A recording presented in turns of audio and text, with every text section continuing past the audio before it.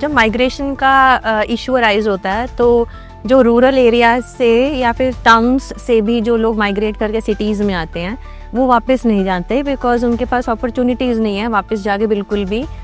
They prefer disguised unemployment in the urban areas rather than going back to the rural areas जहाँ कुछ भी नहीं है। मुझे खुद काफ़ी टाइम हो गया, अब दिल्ली आई, मैं भी नहीं वापस गई। इतनी बड़ी कंट्री है हमारी, एक तरह से सब कॉन्टिनेंट बोला जाता है इंडिया को। इतनी बड़ी कंट्री है तो आपको लगता है कि गवर्नमेंट को कुछ ऐसी पॉलिसीज़ लानी चाहिए कि ये जो अपॉर्चुनिटीज़ हैं ये सारे एरियाज़ में मिले लोगों को rather than getting concentrated in one city. I perfectly agree with you. You know, there is a lot of, I would say, unbalanced growth which is happening. So it is important कि regionally, you know, there is balanced development which takes place. And more than poverty, income inequality in that region is a reason for farmer suicides. Farmer suicides के India में statistics हैं, they are glaring. If you go through newspaper articles, they would tell you that you know, the NCRB data shows that there are more than 11,000 deaths every year, farmer suicides. And it's not just कि farmers ही suicide करें, even the agricultural workers for that matter. So inequalities. US में 8th class के student को mock elections करवाते हैं, उनको democracy का मतलब समझाते हैं। इंडिया में पढ़े लिखे लोगों को ही डेमोक्रेसी का मतलब नहीं पता। इलेक्शंस आते हैं, ज़्यादातर लोग तो अवॉइड ही करते हैं जाके वोट करना। बिल्कुल ठीक कह रहे हैं। और मैं तो कहूँगी कि खाली स्कूल्स पे क्यों छोड़ा जाए, you know, even the families where the child is growing up, so there also be democracy हो गया या फाइनेंशियल लिटरेसी हो गई, all those concept should start from your home. अभी के टाइम पे डेमोग्राफिक डिविडेंड जो हमारा है, जो हमारी वो एज ग्रुप है 25 ऑनवर्ड्स, जो वर्किंग एज ग्रुप है, वो right now it exist right now. अगर राइट टाइम पे उसका यूज ना किया गया तो India will miss that opportunity. You are right, absolutely right. Even I had been wondering that this NEP new education policy which is coming now in 2020 should have come maybe 20 years back. Hosting professors of economics feels like home to me. जो हमारी आज की podcast की guest हैं professor Indu Chaudhary from Kalindi college, university of Delhi.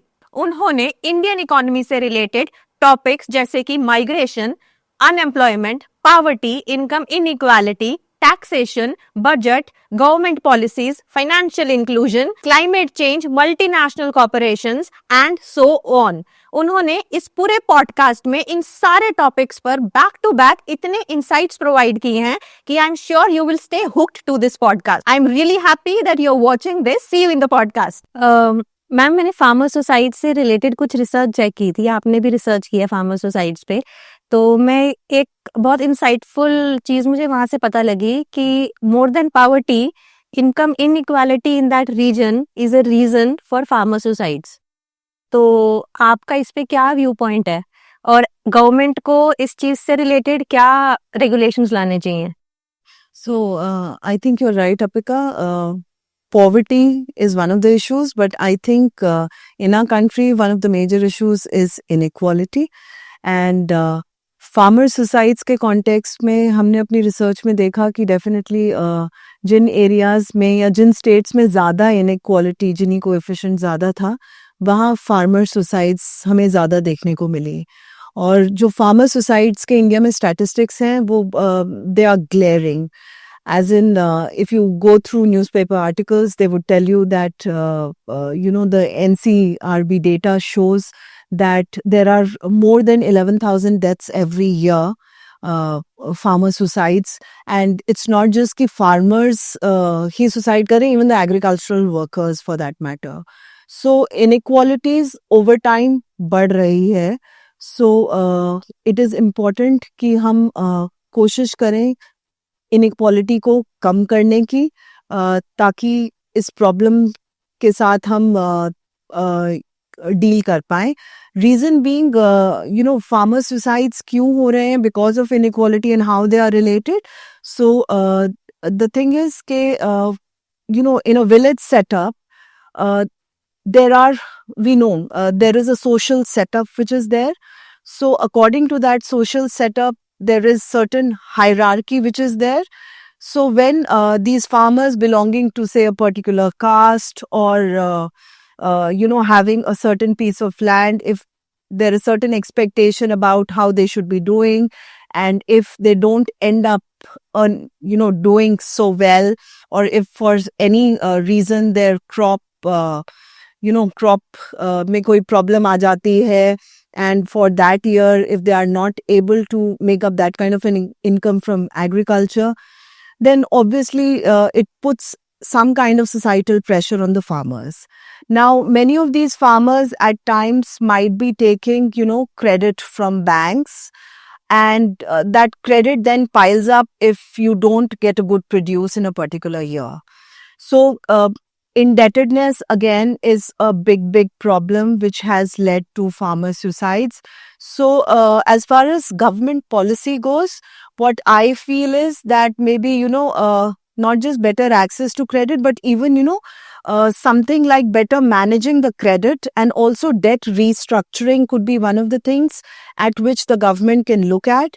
And as far as these, suicides are concerned, I think there should be some kind of, community support, wherein maybe there could be, peer groups who could be sharing their experiences. You could have an NGO operating in a village, which could be, which could be bringing all these farmers together, teaching them proper ways of tilling the land, what kind of crops they should be producing, because different regions in India are producing different types of crops. Now, one needs to see whether, apart from the profitability factor, one also needs to see that what's good in the long run for those farmers, in terms of whether the soil is going to remain fertile or not. For that matter, I mean, if you take the case of Punjab, okay, we know agricultural production बहुत अच्छी है and everything, but then over time certain policies like giving of free electricity, or it has led to lot of groundwater depletion and those kind of problems. So those are certain things which need to be addressed. Now, for instance, if you look at UP, then so it is important that you have proper markets. There are cold storages also. So those kind of things the government should look at, and it's not that the government is not looking at it. Definitely it is there. And apart from this, I think the problem with agriculture is that it's largely, rainfall dependent. So you need to have some kind of insurance policy, insurance scheme for agriculture. And again, I mean, we do have, the government has that insurance scheme for agriculturists. But then I think the uptake needs to increase. So, ma'am, do you think that AI can be helpful in claiming the insurance in a better way? Yes, definitely. I mean, if you look at the proposal in the past, budgets that have come, so use of drones, basically, to see what the land is, and basically Soil ka health. Yeah, one can get to know about soil health through use of technology, and through use of maybe, so there could be helpline numbers where these farmers can approach and, call up and get suggestions on what kind of crops they should be using, what are the kind of, say, manures, fertilizers, or whatever is required in how much quantity. So any kind of knowledge that they want on any kind of crops, they could seek from these, using these technology. तो ma'am, मैं stats check कर रही थी, तो rural unemployment से ज्यादा urban unemployment India में ज्यादा है. As in rural unemployment is around 2.1 or 2.3%, around that range, and urban unemployment is around 4.1%. No, 5.1%. So, what do you think are the reasons for rural and urban unemployment? ये variations हैं, and what role is migration playing in it? Okay. हाँ So I think rural और urban unemployment की जब आप बात कर रहे हो और आप कह रहे हो urban employment ज़्यादा है, तो डेफिनेटली रूरल एरियाज में ये तो है कि अगर कोई लैंड पे काम कर रहा है, so you heard of the concept of disguised unemployment, right? So even though you may not need so many people on that particular piece of land, but everybody kind of gets accommodated there, right?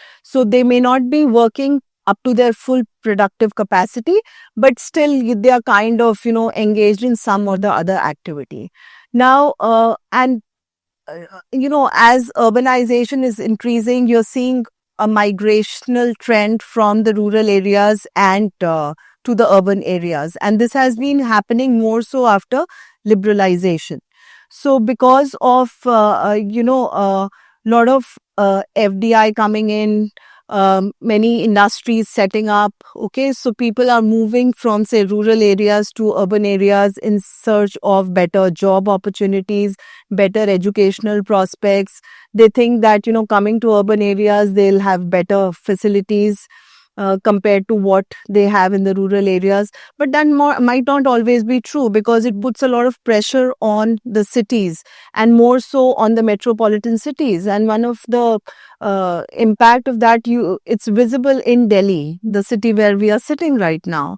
You see the amount of pollution that is there. So Delhi was never meant to be, accommodating so many people, but it is because, there are so many people, and how do you kind of, now look into the needs of each and every one. So there is a lot of pressure on all the resources that are there, be it water resources, be it the kind of transportational needs that are there. So you name a thing, and all our resources are like overpressured, I think, because of that. So and as far as the unemployment goes, so again, I mean, people are not working as per what qualification that they might have. And again, there is a skill gap or skill mismatch which is there. Okay, so for a certain job you might need particular skills, but you may not have those skills at all. You might be holding big degrees with you, but you may not be having those adequate skills. So vocational training is one of the things which can be done, skill enhancement. So this new education policy which is coming up, definitely it has all those components, and it has been it'll, in course of time, definitely it'll take some time to show the results. But I'm sure, I mean, India is moving forward, and there are reforms which are required, and they are happening, and the results will take time to show up. So ma'am, do you think that we have that time? Because अभी के time पे demographic dividend जो हमारा है, जो हमारी वो age group है 25 ऑनवर्ड्स, जो वर्किंग एज ग्रुप है, वो right now it exist right now. अगर राइट टाइम पे उसका यूज ना किया गया तो we'll miss that opportunity. India will miss that opportunity. So do you think we have that time? You are right, absolutely right. Even I had been wondering that this NEP new education policy which is coming now in 2020 should have come maybe 20 years back. So to but then I think it is better, at least we've started that process. That process is in place. So whatever best we can make out of whatever we have right now, I think that's the best way to go about it. And ma'am जब migration का issue arise होता है, तो जो rural areas से या फिर towns से भी जो लोग माइग्रेट करके सिटीज में आते हैं, वो वापस नहीं जाते, बिकॉज उनके पास अपॉर्चुनिटीज नहीं है वापस जाके बिल्कुल भी. They prefer disguised unemployment in the urban areas rather than going back to the rural areas जहाँ कुछ भी नहीं है. तो इंडिया में कुछ पर्टिकुलर सिटीज हैं, जैसे दिल्ली, बैंगलोर, मुंबई, चेन्नई, ये कुछ सिटीज हैं हर एरिया में जहाँ पे सारा कंसंट्रेशन हो चुका है स्किल का, या फिर डेमोग्राफिक डिविडेंड जो है उनका कंसंट्रेशन होता जा रहा है और वो बढ़ता जा रहा है. मुझे खुद काफी टाइम हो गया अब दिल्ली आई, मैं भी नहीं वापस गई. तो मैम इसका इतनी बड़ी कंट्री है हमारी, एक तरह से सब कॉन्टिनेंट बोला जाता है इंडिया को, इतनी बड़ी कंट्री है, तो आपको लगता है कि गवर्नमेंट को कुछ ऐसी पॉलिसीज लानी चाहिए कि ये जो अपॉर्चुनिटीज हैं ये सारे एरियाज में मिले लोगों को, rather than getting concentrated in one city? देखो, एब्सोल्युटली राइट. और अभी थोड़ी देर पहले भी जब हम बात कर रहे थे और हमने दिल्ली का सारा सिनेरियो डिस्कस कर रहे थे, तो I perfectly agree with you. There is lot of I would say unbalanced growth which is happening. So it is important ki regionally, there is balanced development which takes place. And again, we are seeing that in the growth of these tier 2, tier 3 cities. And you find a mention of, developing these smart cities, tier 2 cities, tier 3 cities in the budget also. So it's not that the government is not is kind of overlooking these things. But then, as I said, nothing is going to come so soon. Everything takes time because it's a big country, huge population. So to deal with the issues, it will take certainly some time. Ma'am इसी concentration या imbalance growth से ना मेरा एक natural question arise हुआ है कि we are not able to take care of our parents, our elderlies people. तो आपको लगता है कि एक स्ट्रक्चर्ड पॉलिसी होनी चाहिए? फॉर एग्जाम्पल मैं खुद अब दिल्ली में हूँ, मेरे पेरेंट्स हरियाणा में हैं. We can take care of them financially, but there is a difference taking care of your parents financially and being there with them in every moment. तो ये रीजनल इम्बैलेंस जो है, मैं वापस नहीं जा पा रही, मैं यहीं रह रही हूँ. तो आपको लगता है कि कमिंग डेकेड में not just for because of migration, otherwise also elderly people को एक स्ट्रक्चर्ड वे में एक पॉलिसी चाहिए जिनसे उनकी प्रॉपर केयर हो सके, बिकॉज एजिंग पॉपुलेशन भी अब इंडिया में बढ़ेगी इवेंचुअली. अब आगे जो बच्चे भी हैं वो रिप्लेसमेंट रेशो 1:1 हो नहीं रही है, वो हाफ हो रही है यूजुअली, मोस्टली. तो वो भी हो रही है, वो भी इनफ लगता है करंट जनरेशन को कि एक बच्चा है इनफ, वो भी उनको ज्यादा लगता है कि ठीक है बस एक हो गया. तो मैम वो रिप्लेसमेंट रेशियो भी 2:2 नहीं हो रहा, वो भी कम हो रहा है. तो यंगर जनरेशन अब आगे कम होगी और ओल्डर जनरेशन अब बढ़ेगी, जो चाइना के केस में हो चुका है ऑलरेडी. तो जो एनईपी हम 20 साल लेट लाए हैं अभी, आपको लगता है कि एल्डरली पॉलिसी अब राइट टाइम में लेके आने का? एब्सोल्युटली, आप बिल्कुल ठीक कह रहे हो अपिका कि एल्डरलीज के लिए प्रॉपर पॉलिसी इन प्लेस होनी चाहिए. बिकॉज आज के करंट स्टैटिस्टिक्स के हिसाब से 18% पॉपुलेशन है हमारी जो कि 60 प्लस है, और by 2050 this will get doubled. So all this, what right now you're talking about as the working population taking advantage of the demographic dividend, all this will shift into your elderly population, as you move forward. So I carried out a research on old age homes in Delhi, and what we found was that, government के अगर old age Holmes की बात करें तो हैं government run old age homes, but compare to the demand that you have, और may be जितनी need है उतने नहीं है. There are private old age homes which are running, but again, those are not regulated private old age homes. So it is important कि institutionalized, care के बारे में हम सोचें. जैसे कि आप अपना भी example बता रहे हैं, especially for, people who are not able to live with their families. But they are concerned about their parents or elderlies in their families. So for them, I think it is extremely important that we have some mechanism in place जहाँ पर जो elderlies हैं उनकी, क्योंकि requirements बढ़ जाएंगी, health care का aspect अगर हम सोचें तो health needs भी आने वाले time में बढ़ जाएंगी. सो उसके लिए भी गवर्नमेंट को सोचने की ज़रूरत है. जीरियाट्रिक केयर वार्ड्स वगैरह हॉस्पिटल्स में होने चाहिए, plus assisted life care centres होने चाहिए. So and if I don't know if whether you've noticed this or not, but over the years, there's something. So the private sector has actually started seeing it as an opportunity. So जो private sector में आप देखोगे कि बहुत सारे जो corporates हैं वो इस टाइप के हाउसिंग प्लान्स लेके आ रहे हैं या हाउसिंग सोसाइटीज बना रहे हैं जहाँ पर एल्डरलीज जो हैं they pay a fixed amount and they are given all all the facilities. Now the question arises, okay, for the rich class it is fine. You could pay say 1 lakh a month and enjoy all 5-star kind of facilities that you can think of. But what about those people who cannot afford? So उस type के affordable institutionalized care की ज़रूरत है, plus rural areas में भी ज़रूरत है, क्योंकि एंड आई थिंक एक माइंडसेट भी थोड़ा सा चेंज करने की ज़रूरत है, बिकॉज इंडियन सिस्टम में अभी तक तो इस तरीके से ही देखा जाता है कि kids will take care of their elderly parents.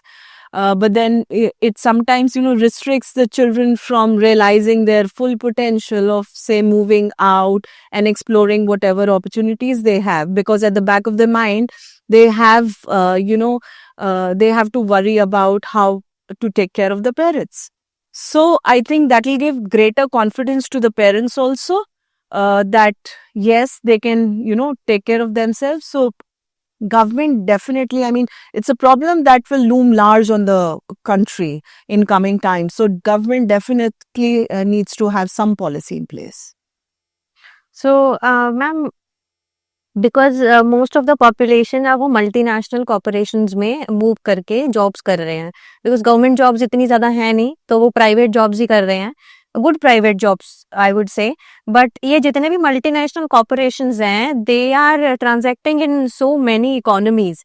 तो do you think they will be eventually having some kind of power in their hand in that economy, because obviously वो employment provide कर रहे हैं ये सारी corporations. Say for example कोई ABCD corporation है जो US based है and all over the world offices हैं और लोग काम कर रहे हैं उनमें.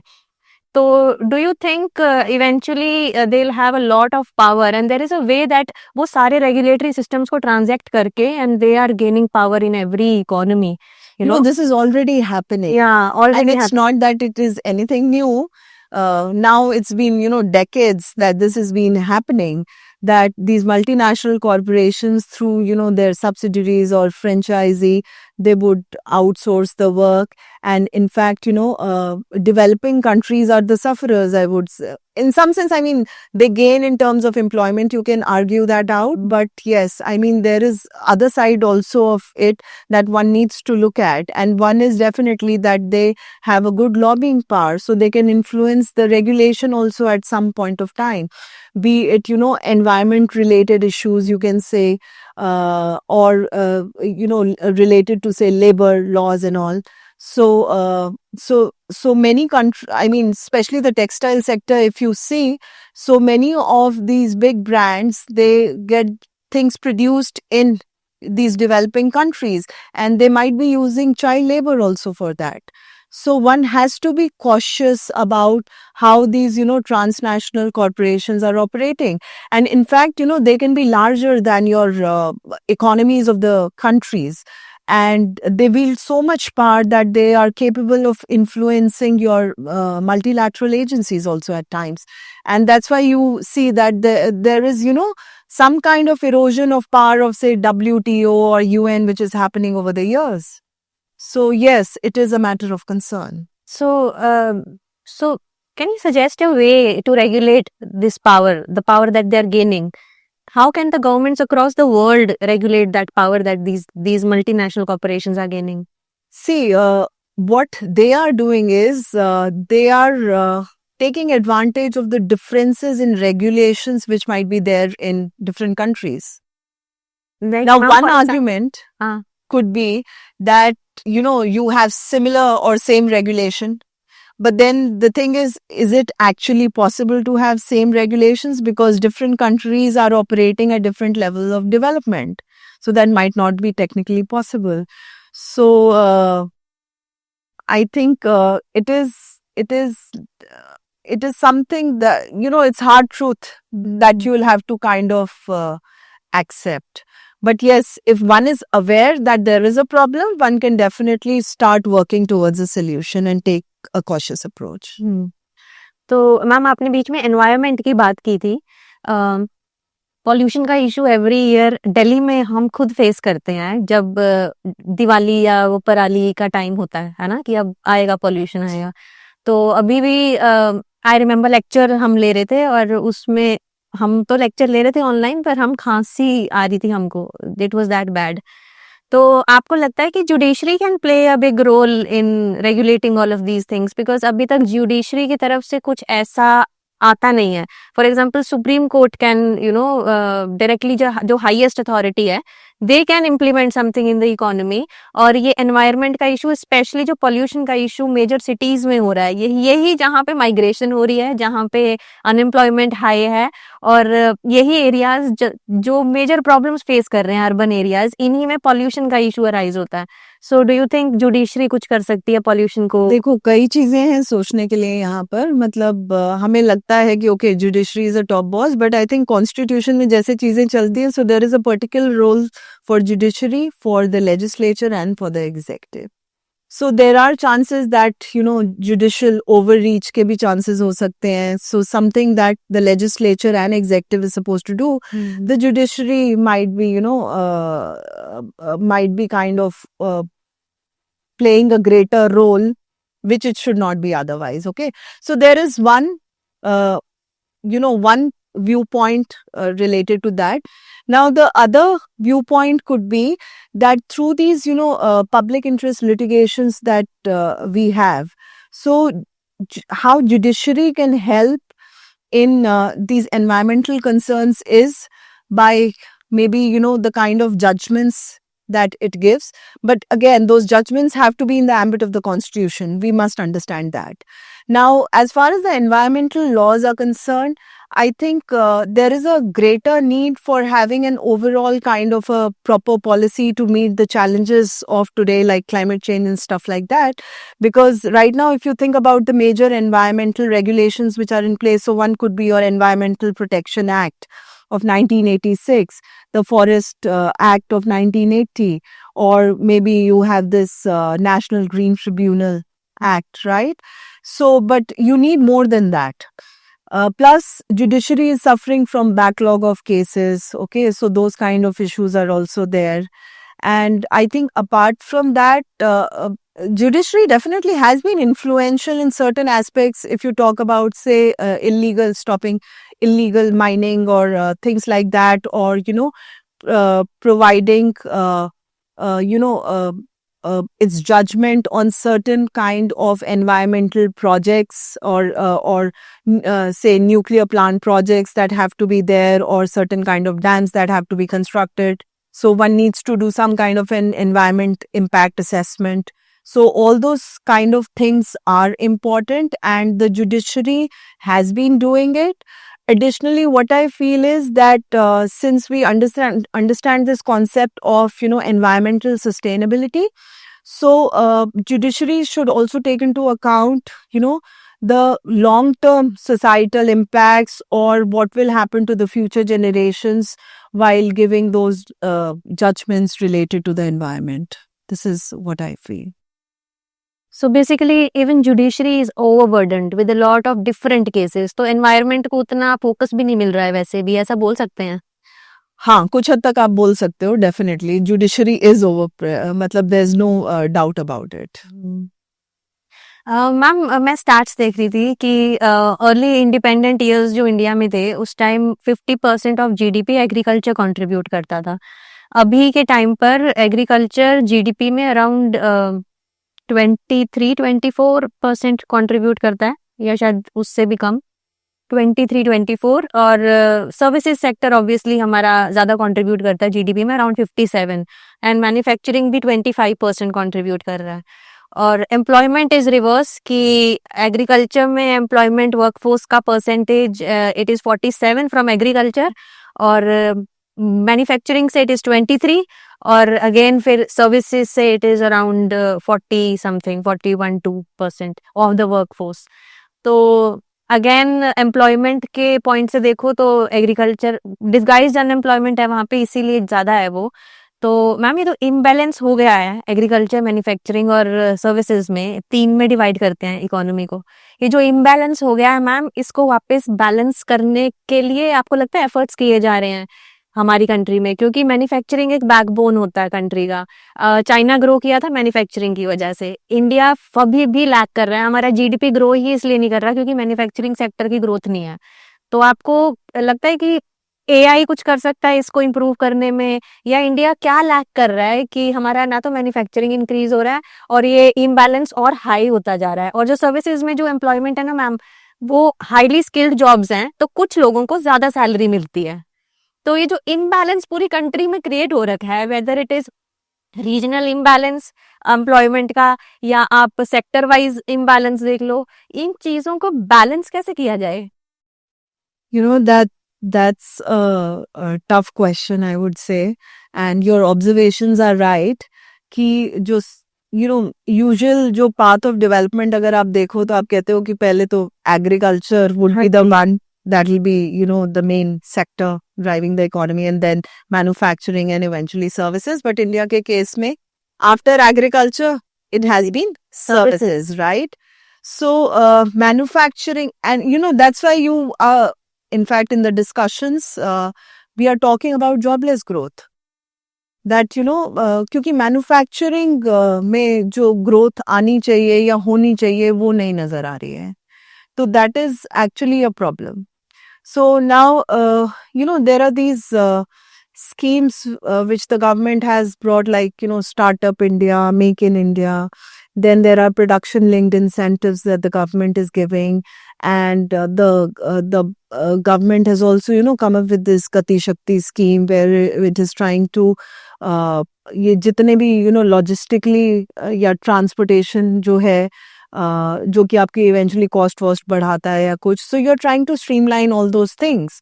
सो government is taking note, but as I said, these are problems, big problems, which have been there for a long, long time.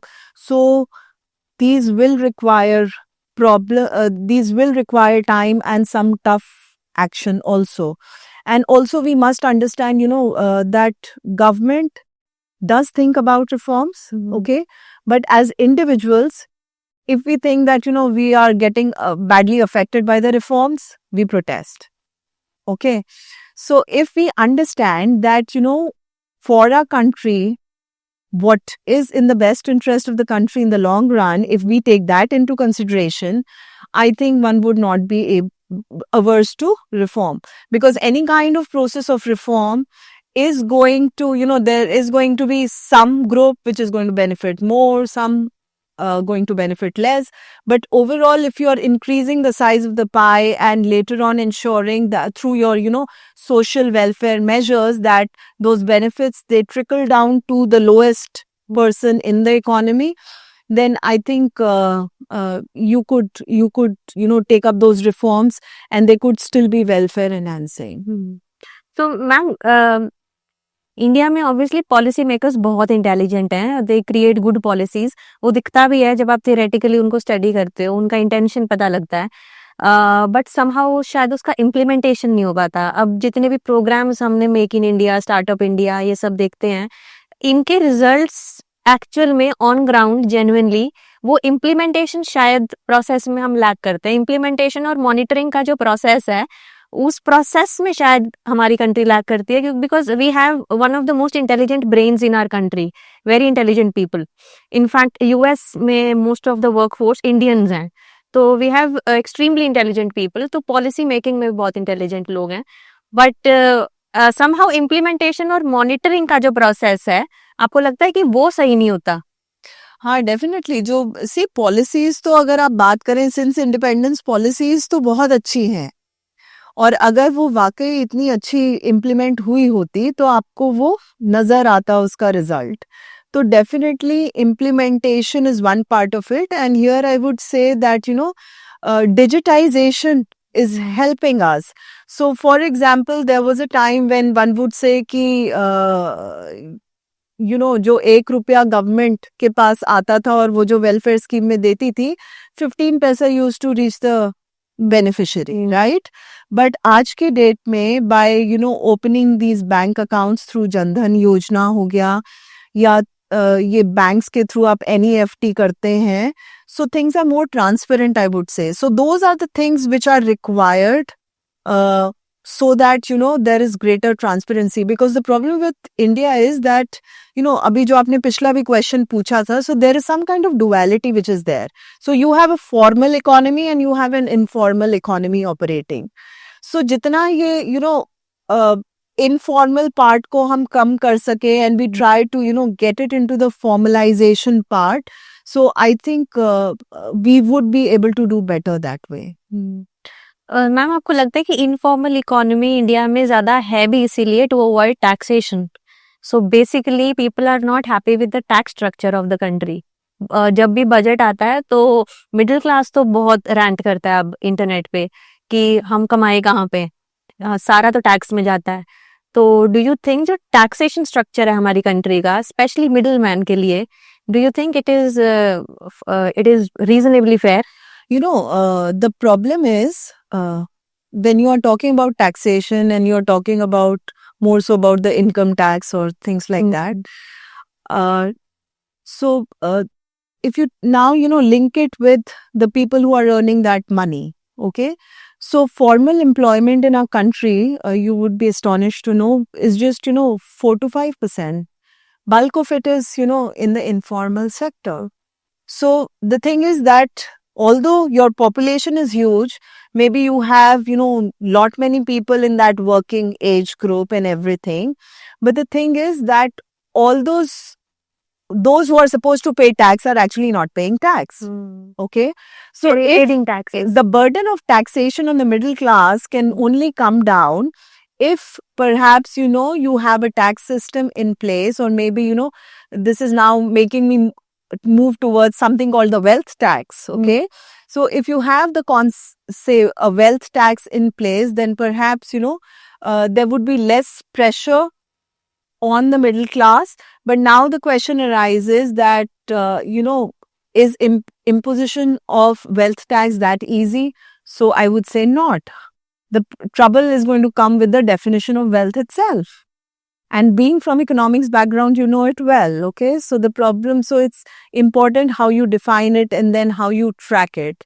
So as as I suggested earlier also, digitization is definitely helping in this respect. That you must have seen, the amount of, digital transactions that have increased post demonetization, right?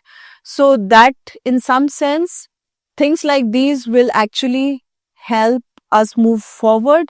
But definitely it's a long way to go and the government will have to think about it. So first is basically, I guess, if there is greater formalization of employment, then government also has the data and knows that who is earning how much. And they can, then devise a tax structure wherein, each individual's contribution to the total tax would be less. Okay. And the government would still have more tax revenue in its kitty. And then that tax revenue has to be utilized for whatever infrastructural projects or social welfare schemes or whatever is required by the citizens. Because there are countries where, people are paying much more tax than in India. But then you can always argue that in those developed countries, there is a proper social security system in place. They don't have to worry about if they are unemployed or if they are, part of the old age group. Right? They know they'll be well taken care of by the state.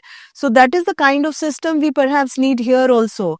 But then, given the kind of unorganized structure that we have, it's a problem. Also, data is a problem. So unless you have good data with you, it is difficult to devise policies, right? You are just, maybe andhere mein teer chalane wali baat. So, ma'am, do you think digitization ने काफी अच्छे extent तक already financial inclusion में help कर दिया है? Yes, see, as far as opening up of bank accounts and all is concerned, so definitely this coming in of this Jan Dhan Yojana and then Aadhaar, UPI. So this has actually helped in, increasing financial inclusion. If you were to compare, say, data post 2015 and the earlier data around say 2005, 2007. So definitely, I mean, this has helped. So ma'am do you think और क्या कर सकते हैं apart from digitisation financial inclusion को और enhance करने के लिए, बिकॉज इंडिया में फाइनेंशियल इंक्लूजन बहुत इम्पोर्टेंट है. So I think financial literacy is important. So there was this experiment which was done, and there were males and females. They were made to stand in a queue, okay, and they had to take a step up if they knew that certain work or something like that, okay.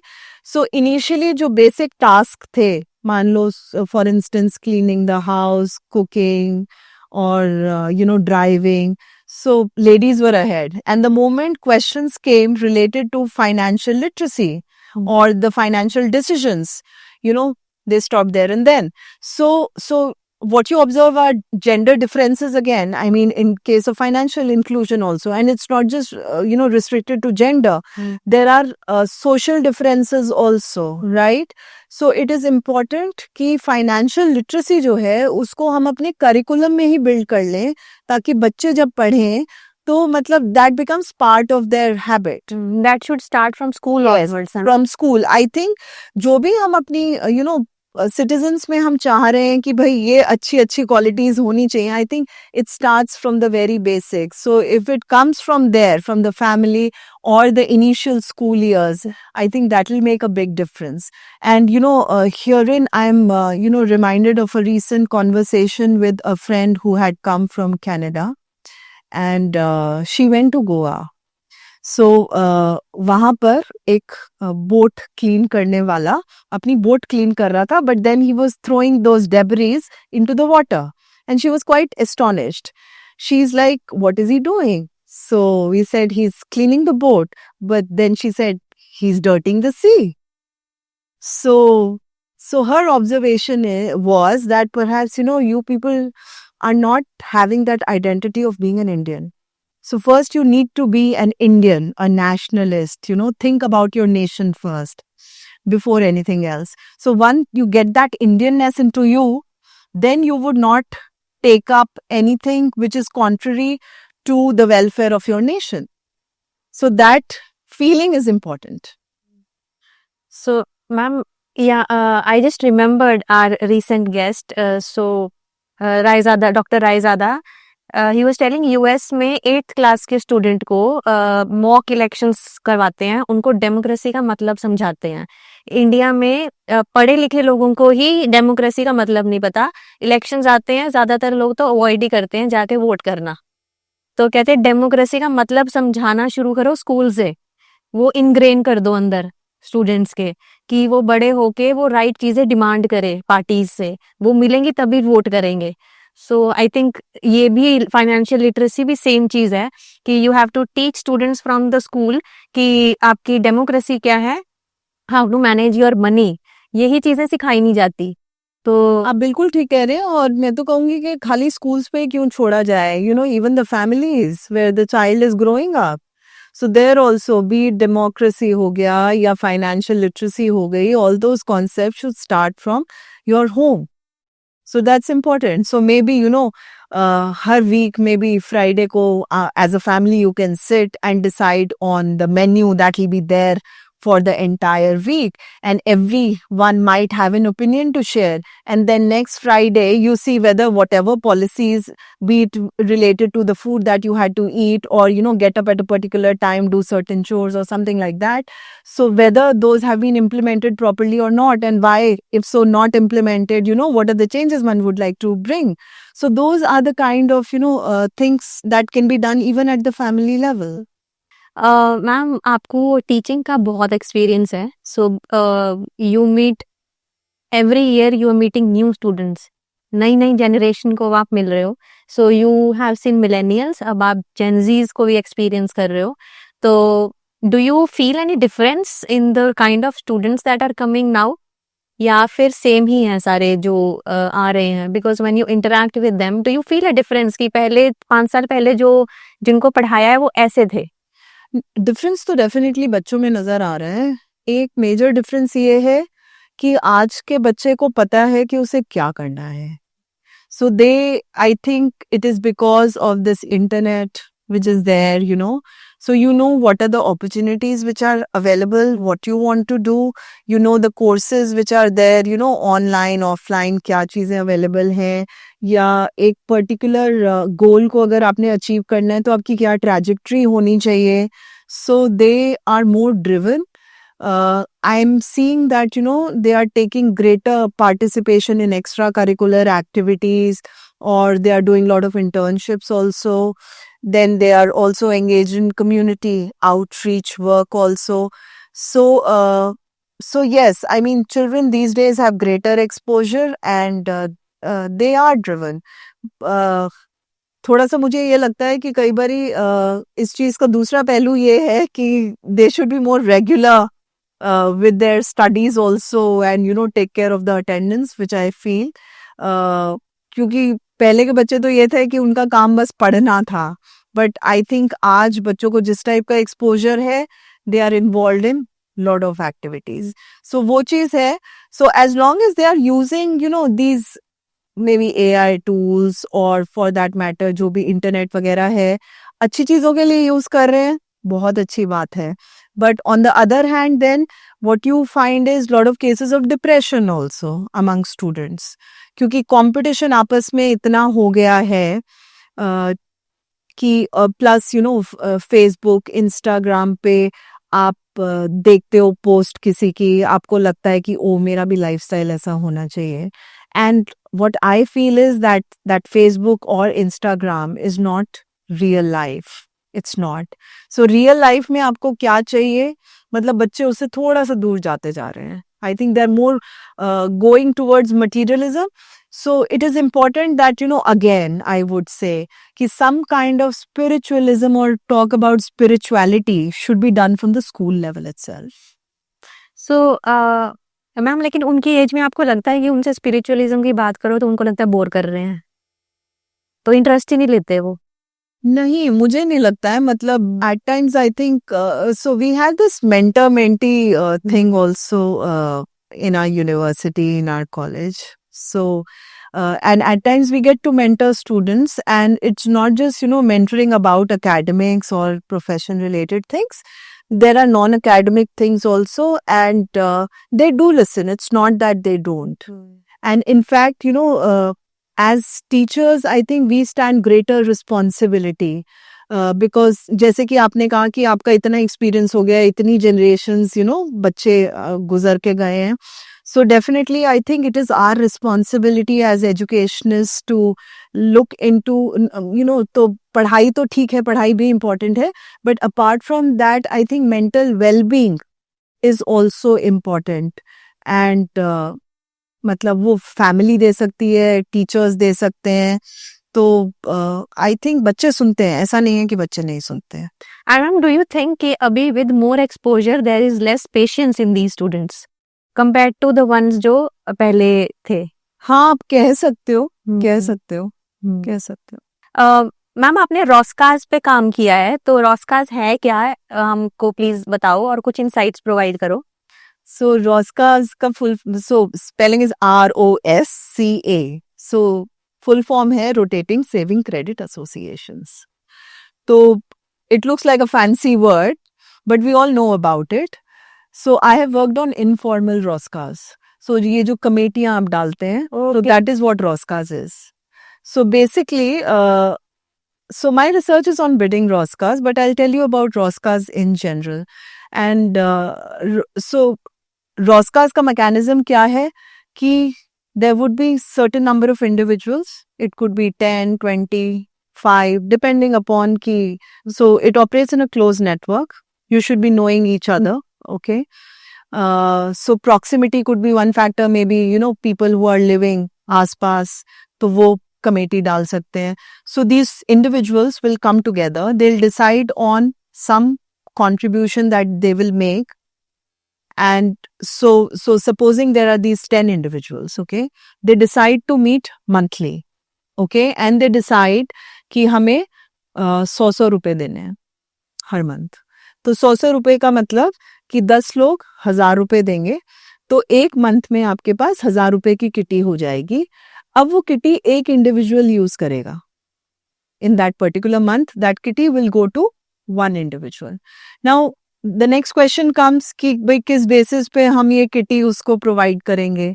So, there's something called random Rosca, which is like a lottery कि आपने एक chit निकाली कि जिसका नाम उस पे लिखा आया उन 10 इंडिविजुअल्स में से, उसको वो 1000 रुपए उस महीने पे मिल गए. ठीक है.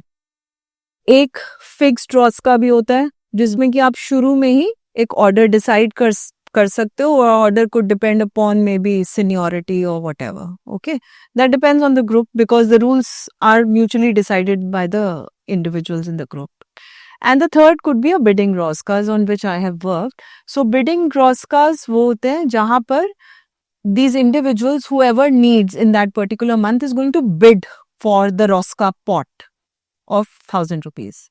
Okay, so बोली वाली कमेटियां भी बोलते हैं इसको, और दिल्ली में तो बहुत सारी हैं. और आप देखोगे, मतलब जब मैंने भी अपनी रिसर्च स्टार्ट की थी मुझे भी बहुत ज़्यादा इसके बारे में जानकारी नहीं थी. And I realise Asia, Africa, Latin American countries में you have Roscas operating, and whom are they catering to? People who cannot approach the formal financial institutions. Because formal financial institution आपसे collateral मांगेगा. तो अगर आपके पास collateral नहीं है और आपको पैसे की ज़रूरत है तो आप कैसे करें? तो या तो आपके पास ऑप्शन बचती है आप मनी लेंडर के पास चले जाएं, वो आपसे एग्जॉर्बिटेंट रेट चार्ज करता है. तो ये लोगों ने एक तरीका शुरू किया कि इकट्ठे आके कैसे वो हेल्प कर सकते हैं. तो इसी तरीके से जैसे हम एग्जाम्पल की बात करें तो हम कह रहे थे कि 10 लोग हैं तो 10 अगर हर महीने वो मंथली मीटिंग हो रही है, and again it need not be a monthly ROSCA, it could be a weekly ROSCA also. So it's flexible. And there are cases agriculture sector में इंडिया में जहाँ पर बाय एनुअल रॉस्कास भी होते हैं डिपेंडिंग अपॉन कि agricultural harvest आपका कब आ रहा है. So that is also there. So coming back to this, monthly Rosca thing, which has 10 individuals. So it'll go on for 10 months. And as I said, every month, one person will get the Rosca fund of 1000 rupees, which can be utilized for any purpose that he wants. Because banks या formal financial institutions के साथ problem ये भी आ जाती है आप किस purpose के लिए यूज करने वाले हो लोन. तो यहाँ पर आपके ऊपर वो कंस्ट्रेन नहीं है. आपको अपनी बेटी की शादी के लिए पैसा चाहिए तो वो आपको मिल जाएगा. बच्चे की पढ़ाई के लिए मान लो चाहिए कि एक फीस का लमसम अमाउंट आपको एनुअल फी देनी है तो आप रॉस्का पॉट उस मंथ में उठा सकते हो. या कोई अचानक बीमार पड़ गया तो तब आप यूज कर सकते हो. आपको कुछ ज्वेलरी खरीदनी है तो आपने यूज कर लिया. So in my research, I found कि people are using it for many purposes, and you would be surprised to know the kind of untapped market which is there. So in my whatever sample that I had, so there was this Rosca which was for 16,000 having 16 individuals. So basically 1,000 per month ka contribution, and then there was a Rosca with 12 people. And they were pulling in 3 lakhs rupees a month. Wow. So, it's an untapped market, I would say. But then the formal institutions or the banks have to see. So see, here the problem was not of कि bank पास में नहीं है. ठीक है, यहाँ पर problem ये है कि बैंक वही है बिल्कुल आपके पास, बट उस तरीके की एक्सेसिबिलिटी नहीं है. अब वो एक्सेसिबिलिटी क्यों नहीं है उसके reasons one needs to understand कि वो रीजंस क्या है, and that's how you can tap that market. So ma'am वो रीजंस यही है कि कोलैटरल वहाँ पर होता है, फॉर्मल सिस्टम होता है, लोग प्रेफर करते हैं रॉस्का. तो मतलब वहाँ आपको कोई कोलैटरल नहीं चाहिए वहाँ पर, क्योंकि हम आपस में जानते हैं, maybe we are friends, we trust each other. So trust is the main factor. So it's a community driven thing. So do you think banks वो ट्रस्ट बिल्ड नहीं कर पा रहे हैं? So आप कह सकते हो बैंक्स जो हैं एक रेगुलेटेड एंटिटी है, profit and loss account maintain करना है, बैलेंस शीट मेंटेन करनी है. So it's a more structured way in which it operates. plus it is operating on a very large scale. So you can't, have these Roscas on a very large scale, because ऐसा नहीं है कि Roscas are free from any kind of problems. Okay, there can be defaults also. So you need to be, when you're choosing a group, so you have to be very careful about those individuals. So I think more than the financial collateral, it is the social collateral which is playing its part in case of Roscas. Ma'am एक last question मुझे आपसे पूछना है. Universal basic income का concept जो आया था economic survey 1617 में कि instead of providing different social welfare schemes आप कैश ट्रांसफर्स करो irrespective of demanding anything in return.